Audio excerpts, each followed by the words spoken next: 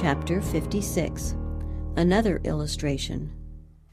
I was shown the interest which all heaven had taken in the work going on upon the earth. Jesus commissioned a mighty angel to descend and warn the inhabitants of the earth to prepare for his second appearing. As the angel left the presence of Jesus in heaven, an exceedingly bright and glorious light went before him.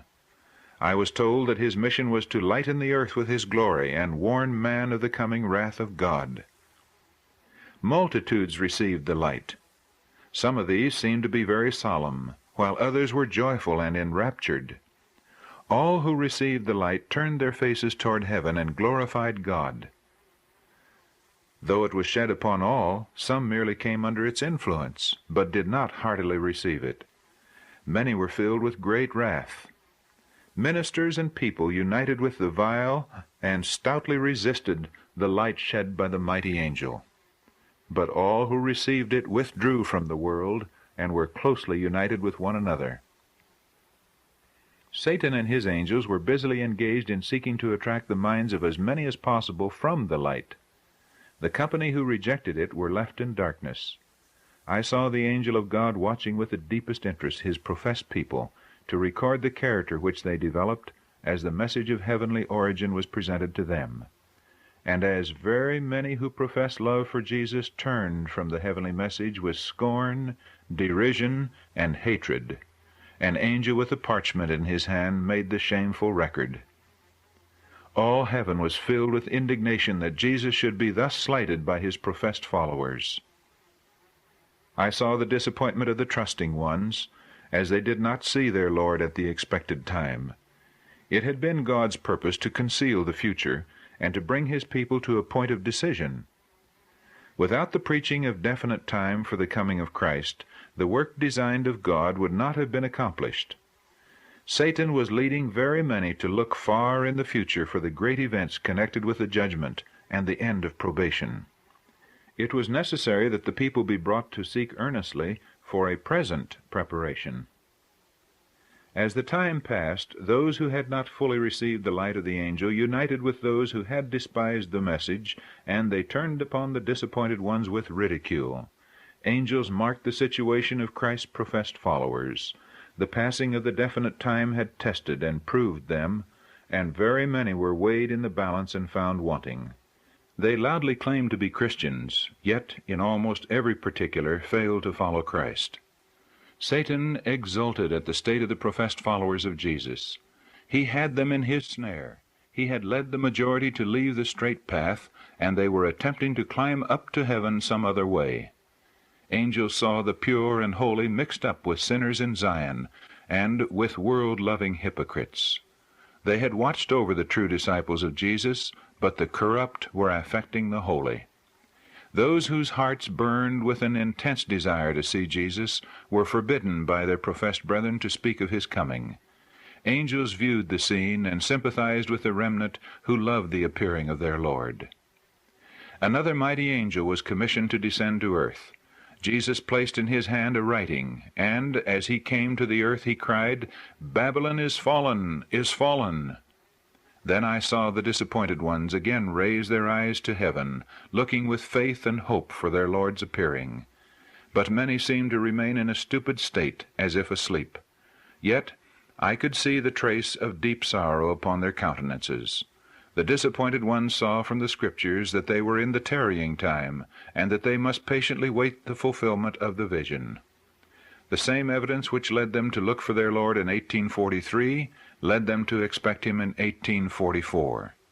Yet I saw that the majority did not possess that energy which marked their faith in 1843.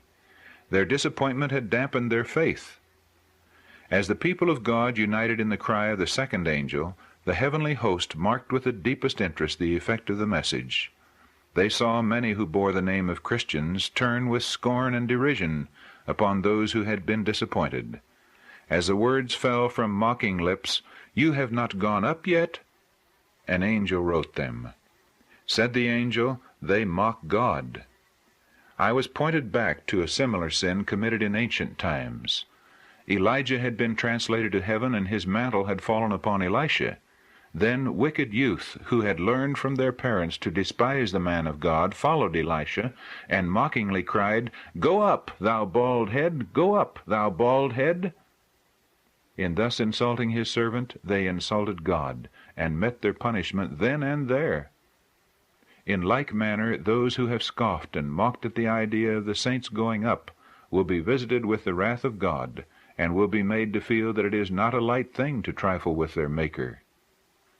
Jesus commissioned other angels to fly quickly to revive and strengthen the drooping faith of his people, and prepared them to understand the message of the second angel, and the important move which was soon to be made in heaven. I saw these angels receive great power and light from Jesus, and fly quickly to earth to fulfill their commission to aid the second angel in his work. A great light shone upon the people of God as the angels cried, "Behold, the bridegroom cometh, go ye out to meet him." Then I saw those disappointed ones rise, and in harmony with the second angel proclaim, "Behold, the bridegroom cometh, go ye out to meet him." The light from the angels penetrated the darkness everywhere. Satan and his angels sought to hinder this light from spreading and having its designed effect. They contended with the angels from heaven, telling them that God had deceived the people, and that with all their light and power they could not make the world believe that Christ was coming. But notwithstanding, Satan strove to hedge up the way and draw the minds of the people from the light. The angels of God continued their work. Those who received the light appeared very happy. They looked steadfastly toward heaven, and longed for the appearing of Jesus. Some were weeping and praying in great distress.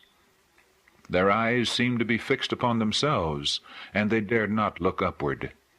A light from heaven parted the darkness from them, and their eyes, which had been fixed in despair upon themselves, were turned upward, while gratitude and holy joy were expressed upon every feature. Jesus and all the angelic host looked with approbation upon the faithful waiting ones. Those who rejected and opposed the light of the first angel's message lost the light of the second, and could not be benefited by the power and glory which attended the message, "Behold, the bridegroom cometh." Jesus turned from them with a frown, for they had slighted and rejected him. Those who received the message were wrapped in a cloud of glory. They greatly feared to offend God, and waited and watched and prayed to know his will.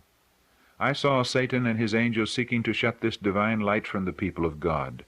But as long as the waiting ones cherished the light, and kept their eyes raised from the earth to Jesus, Satan could have no power to deprive them of its precious rays.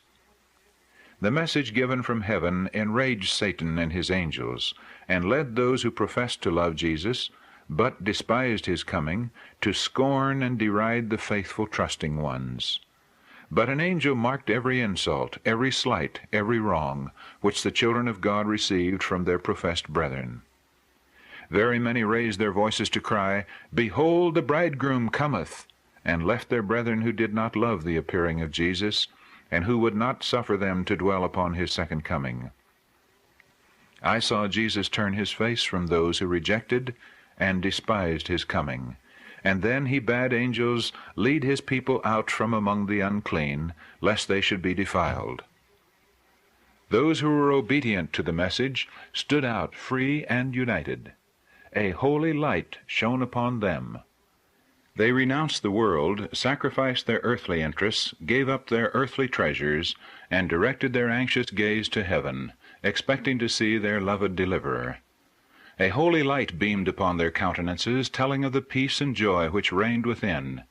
Jesus bade his angels go and strengthen them, for the hour of their trial drew on.